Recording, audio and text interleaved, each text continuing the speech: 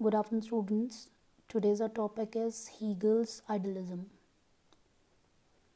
The idealistic theory of the state has been called by various scholars and writers with different names. The famous idealistic philosopher Bosanquet named as philosophical theory of the state. Professor Hobhouse has called it the metaphysical theory. Professor McIver called it as mystical theory. Hegel is an idealistic thinker. He envisions a state that has complete control over its individuals and people has to obey its orders. Like as such, state has introspection. According to Hegel, it is that state has introspection, it has moral purposes, and it must be respected by the individuals. He considered the state to be a moral system instead of individuals. He declared the state as the ultimate goal in itself and considered the individual as a means of accomplishing that goal. In this way, the idealist would give a second place to the person in comparison to the state and rights compared to the duty. Now, following is the main features of Hegel's idealistic ideology. The first feature which we have is state is an ethical institution. According to Hegel, the state is an ethical institution because the state itself provides opportunities for individuals to be judicious and to be fair. According to Hegel, the aim of the state is to maintain the condition that will be good for the human life. The second characteristic we have is state as an organism. He has not accepted the social contract theory that the state is an outcome of any contract. Rather, he says that the state evaluates because it had organs. Like there is some relationship between the body and the organs. The body parts are dependent on each other. Like for example, if any part of the body is separated from the body, such as a finger cut off, then that finger has no existence. Similarly, there is no existence of a person apart from state or outside the state.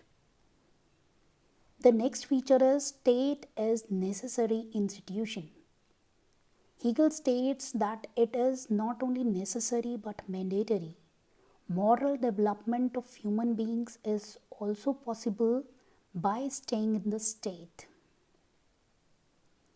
The fourth feature is that the state is omnipotent. Like as such, you all know that the state is a march of God. He has considered the state as God itself. It has no fault.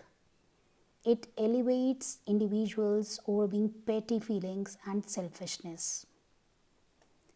There is no antithesis between individual and state because Hegel did not accept any conflict or opposition in the state and the person.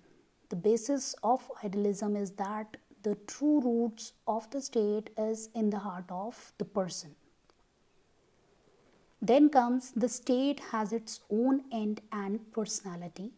According to Hegel, the state has its own separate and independent personality and existence too.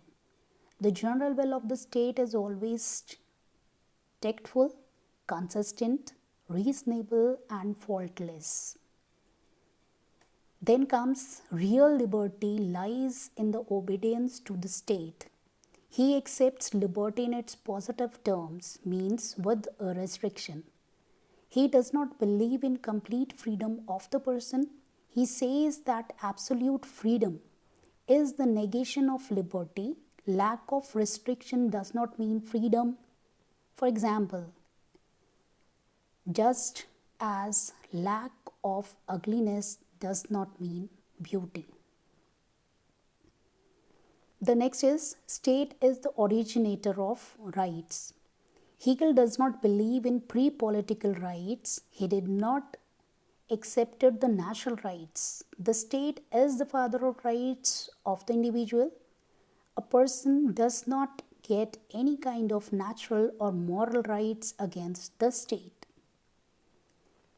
The next feature is state and society are identical. He has not considered any difference between the state and the society and has not divided human duties into social and political categories. He accepts conformity in the work areas of state and society, as state is the main basis of social existence. State is an end and a means. This is our last feature, that state is an end and it's not a mean. Both individualism and socialism consider the state to be the means of development of the individuals, but Hegel considers state as an end. He did not consider the state as a mere group of